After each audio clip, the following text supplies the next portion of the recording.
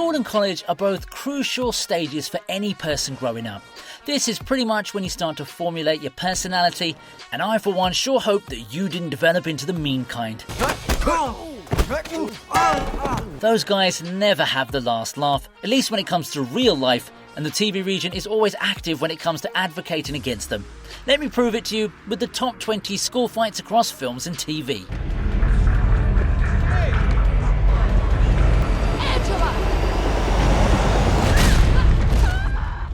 We're letting the girls start this one, but don't let that fool you into thinking 11 went easy on Angela. Of course, I would never advocate such extreme acts of violence, but at the same time, I don't think Angela should have been that surprised. Like, there's only so much a teenage girl is going to take before she loses it. Not that bashing part of someone's face in is okay, but Angela deserved to be taught a lesson, eh? She just thinks she's better than everyone and is under this misconception that bullying people makes her cool. What Angela was constantly doing to 11 wasn't just bullying, it was public humiliation. All of these sociopathic cowards ganged up on one poor girl, filmed it, and even assaulted her with a drink. This kind of bullying can drive people to the worst acts possible, so I'd say Angela was lucky to have gotten away with just a smash to the forehead. Also, 11 didn't turn to violence immediately, she tried to talk to Angela first. When that gets thrown in your face too, there isn't much left than to just hit right back. I would have probably done the same thing if I was that age. What did you do? Check her thing. Wait. What the hell, Tuppet? Lee, it's fine, I got this. Okay, let me just start off by saying I don't know how this film got made or how it got successful enough to get 2 sequels. The Kissing Booth isn't a masterpiece by any stretch of the imagination, but it does happen to have an impressive school fight scene. It's when Elle gets harassed because she's shown a lot more than what should be shown. You'd imagine Lee would do a bit better than just throw words at the bully, but then it's Noah who dials it up to 100 and totally batters the dude in front of everyone. Thank God for the dude who managed to break up the fight, because I'm not sure Noah would have spared that guy at all, you know. The most hilarious line from this whole scene was when Lee accused his big brother of taking credit for his fights. Like, what did you expect him to do? He's obviously going to protect his little bro, right? And yeah, Noah is played by Jacob Elordi, aka the infamous Nate Jacobs from Euphoria. Now those anger issues are starting to make a lot more sense now, don't you think? Now you 3 in my office. With me? Now! You never hooked up with Hannah, you would have told me. You wanna go?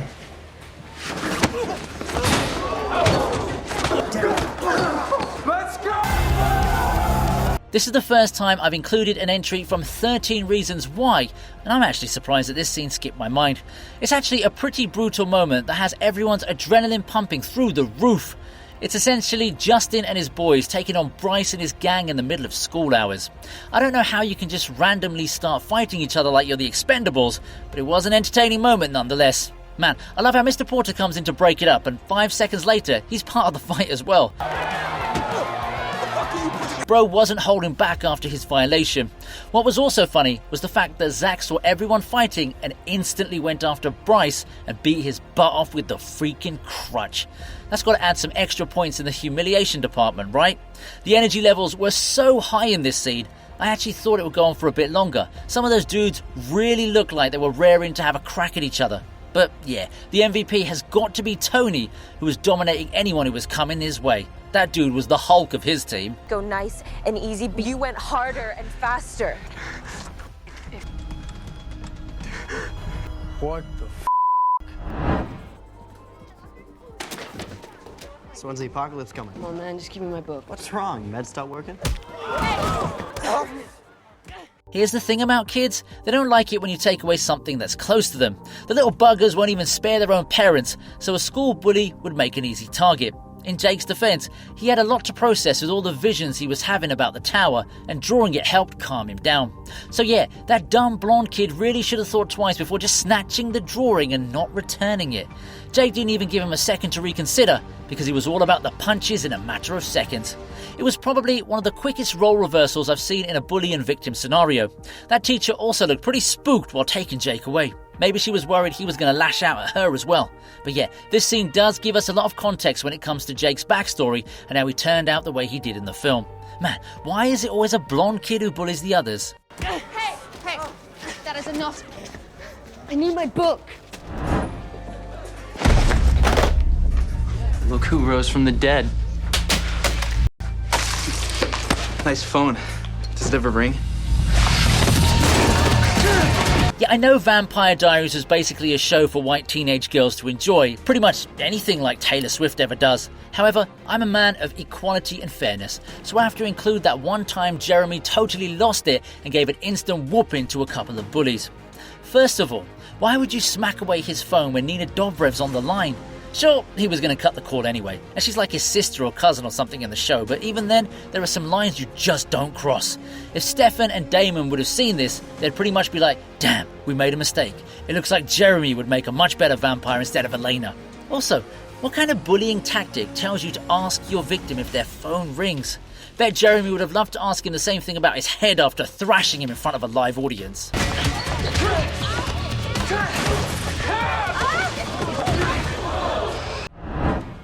Hey, horse boy, where'd you steal that car from? Yeah, let's do it. Guys, come on. Hey, hold on. Let me fix this tie. I don't know if you've seen 2003's Agent Cody Banks, but in my opinion, it was a pretty fun watch. This was also the movie that made me a fan of Angie Harmon, but that's for a completely different set of reasons. Shifting the focus back to Natalie's birthday party, we see Cody getting bothered by a gang of useless buffoons, also termed as bullies. At first, they're asking dumb questions like the typical American stereotype escalate when they try to dump Cody into the swimming pool. Of course, these dudes have no idea what kind of training he's been through, so they're taught a lesson with a bonus grade of public humiliation. You're really starting to annoy me. My favourite line was when Cody tells the lead bully he's starting to annoy him, right before he throws him into the water. Yeah, Natalie sure liked watching that display. Her eyes say it all. Also, have you seen Hilary Duff recently? Why is she not in every movie nowadays? That woman has aged finer than wine. You'll excuse me. I have to perform a breast exam. Sorry, the simp in me is hard to control sometimes.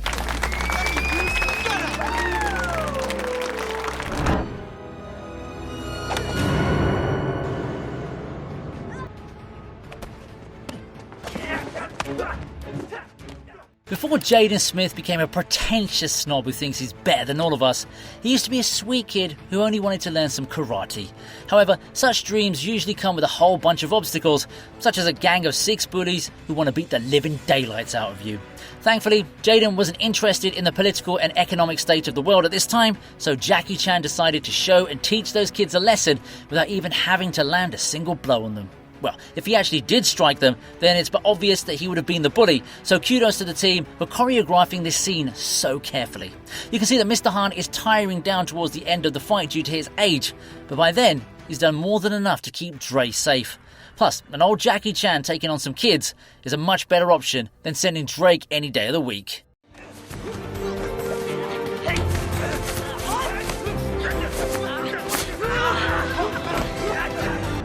We saw a movie, and that's it. Well, maybe I saw a little bit more than you. Hey, Kyle, why don't you shut the hell up and stop being such an asshole? You want another beatdown, Rhea? It's not lame-ass karate. It's Cobra Kai. Ain't nothing better than defending a girl's honor in front of some bullies and then taking them down with your new karate moves. Miguel's rise throughout Cobra Kai's first few seasons has been one to study, and this particular fight scene in the cafeteria is a pretty good example of that. Kyler totally deserved what was coming to him because he is what he mocks at the end of the day. Hey guys, you know that billboard with a big ass dick on it? Now, I can go on a whole rant about projection and stuff like that, but I'm not a psychiatrist, so I'll just stick to admiring the fight scene. There's some really cool coordination and choreography on display, and it's stuff like this that made Cobra Kai such a successful show in the first place. I mean, some of their episodes were officially free to watch on YouTube at first, and now the show is on Netflix in its 6th and final season. On a side note, I'm sure Samantha was more than pleased by what Miguel had done for her too. Bro was using the ancient art of fighting Riz to up his stock.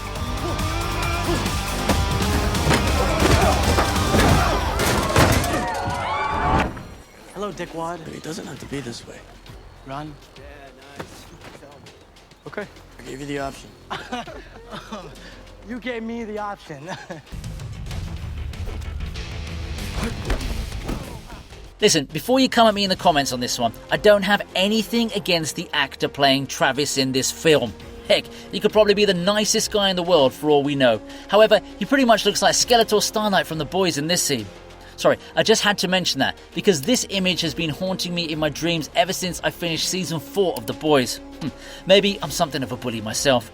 Anyway, back to the actual fight scene. We get to watch Travis get humbled in the most humiliating way possible when he picks a fight against Jack. I personally love the line, "I gave you the option," right before Jack teaches Travis a lesson he'll never forget. I almost felt sorry for him too. The embarrassment he got from everyone after this session has got to sting. But yeah, maybe don't pick on others when you yourself look like you haven't eaten in weeks. Come on!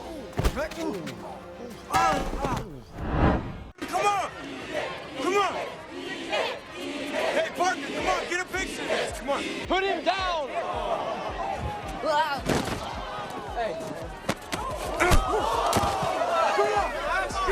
Unlike the MCU Flash, who looks like he's the one getting bullied, the Flash Thompsons of the Sony world actually look like meanies in terms of their height, build and demeanour. These guys could easily wreck anyone in school who tried to stand up to them. Take the Flash from The Amazing Spider-Man as an example. In this scene, he's having a field day with a poor kid, and it's only after Peter Parker steps in that the focus shifts towards someone who's more of Flash's size. Not that it helps though, because our man Andrew Garfield gets it handed to him in pretty brutal fashion. It's only when Gwen Stacy steps in that the bully has to stop, but it still makes for an important fight scene. It sets up the embarrassment that Peter causes to Flash later on in the movie. I'm sorry. And it's also a tad different from the other entries I've covered till now, so you could even say that I'm a bit guilty of having my own diversity quota. Come on, Parker!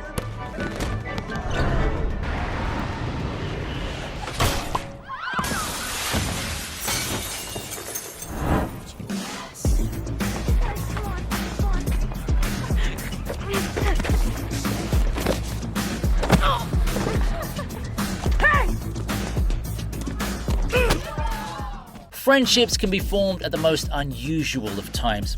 Take Kyle and Jason from the Fly Boys. They bonded over a bully fight in school. It's a straightforward fight if you consider the action aspect of it, but the main reason this scene lands in my top 10 is because of the fact that these kids don't really know each other. Even then, Kyle doesn't hesitate to stand up for Jason, even though everyone else is just standing there and watching like a bunch of morons. See, this is what I don't like about the herd mentality. Everyone's right there, and it won't take much to stop the bullying, but instead, they'll just stand there and watch as if they're being entertained. So yeah, hats off to Kyle for teaching those bullies a lesson with some smooth moves. And yeah, the leader is once again a blonde kid. They should have warning signs on these people the moment they get enrolled. Kyle, look out!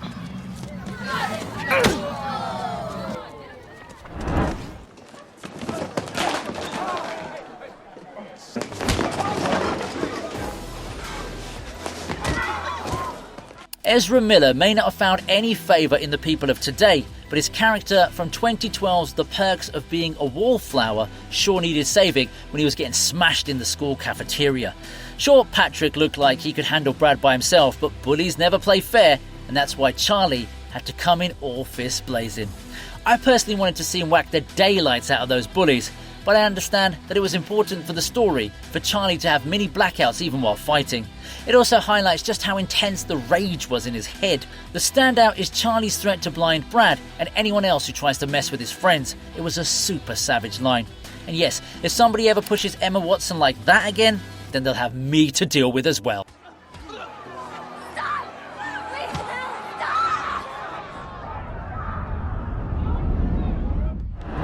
Hey, Peterson! The movie was on Turner Classics last night. The Wizards of Waverly Place are on tomorrow. You, Simmer. Some of this shit. Yeah,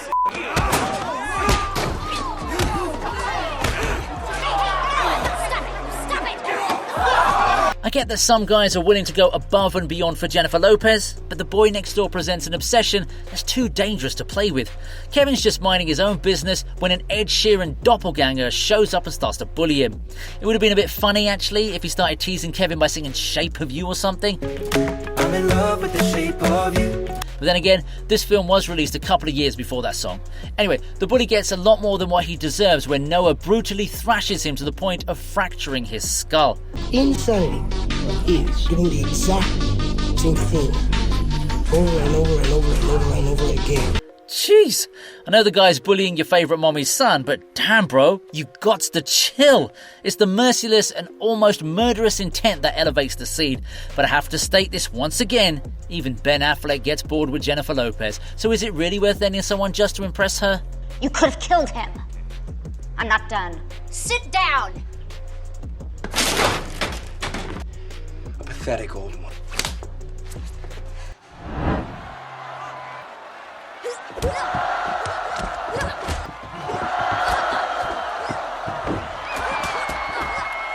How many fights have you seen where the winner claims his victory with a backflip? Yeah, Dre Parker stunned Cheng and everyone else in attendance with a pretty sick move that can only be described as a Mortal Kombat level finisher move.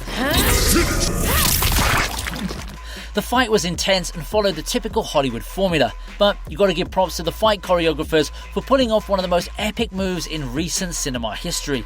Mrs. Parker obviously lost her mind, Mr. Han was as proud as could be, and most importantly, even Cheng graciously accepted defeat and personally handed the trophy over to Dre. See, now this is how you end a bully the right way. It's a wholesome moment and you don't feel any hate towards the loser. Why can't bullies all be like Cheng?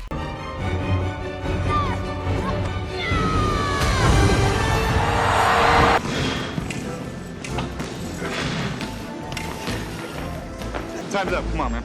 I'm not finished yet. I have to finish my workout. Might as well finish on you.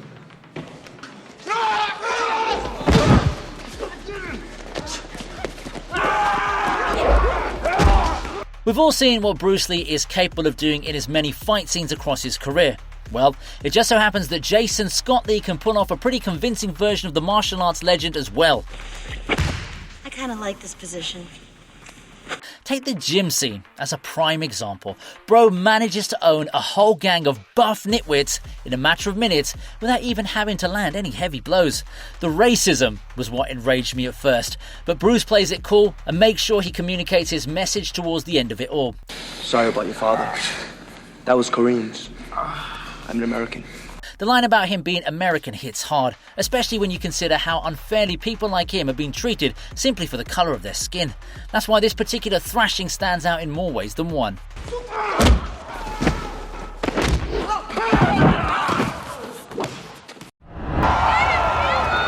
Oh, you want some more of this? Oh, boy! Oh, shit!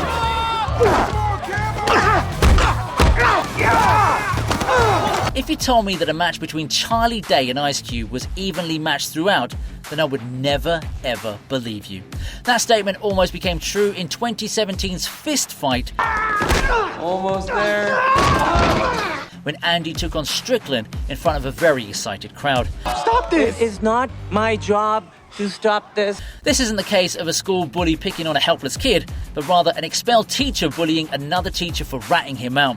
This is a comedy, so there are no serious repercussions or anything like that, but even so, it's a pretty epic battle. The way Andy does everything he can to beat Strickland in this fight is pretty innovative. Heck, I was even convinced he won the fight with the fire extinguisher too, until Strickland landed the final blow. Well, at least they're still cool with each other. Maybe they'll make a song about it later. Stay down!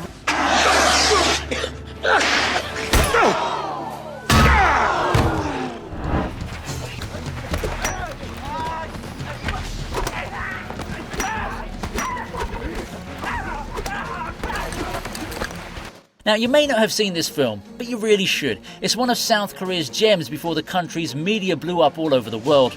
Once Upon a Time in High School tackles a lot of problems with the education system of the time, especially when it came to the treatment of bullies. Our hero Kwon Sang-woo clearly had enough of that, and he let all of it out against his school's bully gang. This fight scene is as good as they come, and it's also realistic in terms of showcasing how the main fighter was also struggling throughout the sequence. Sang-woo was pretty badly injured by the end of it, but none of that mattered because he was high on adrenaline. And we all know what that kind of rush can do to a man, don't we? Even that final scream of anguish where he lashes out at all the schools in Korea shows how good he is as an actor.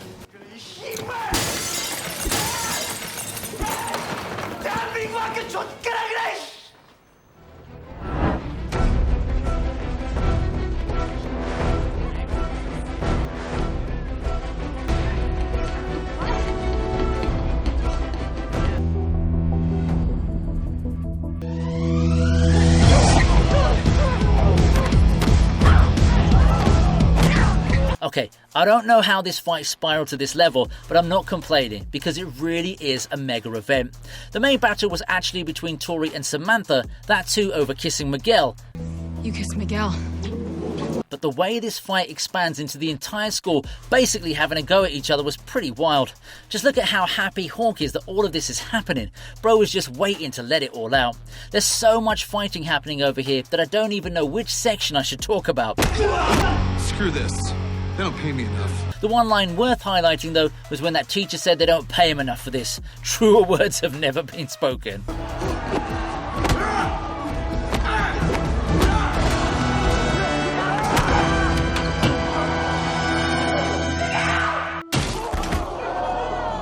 What did you do?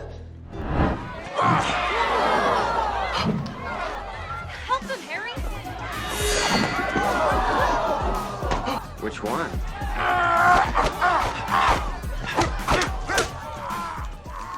Before there was Bully Maguire, Maguire had to fight the bully. The OG Flash Thompson always hits hard for some reason. And yeah, I mean that both ways. The first proper fight between Flash and Peter Parker after he got his powers was hilarious AF. We know what's going to happen and still want to see it in real time. Well, maybe apart from those weirdos who started to question Peter for defending himself. Anyway, the dodges and the single punch was all it took for Spider-Man to realise he's the alpha now, and the only thing I can remember of Flash is how stupid his face looked.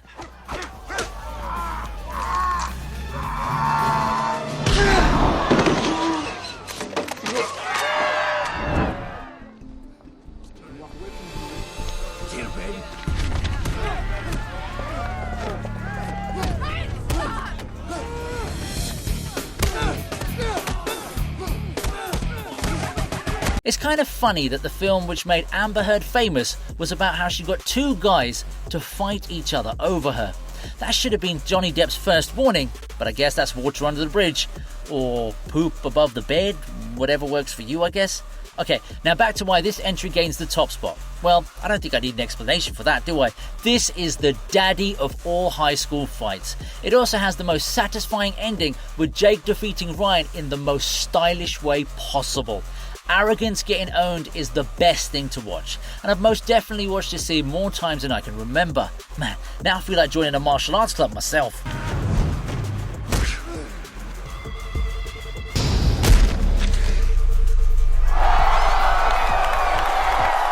Hope you liked the video. Please subscribe to the TV Regent, and here's another video I know you're going to enjoy.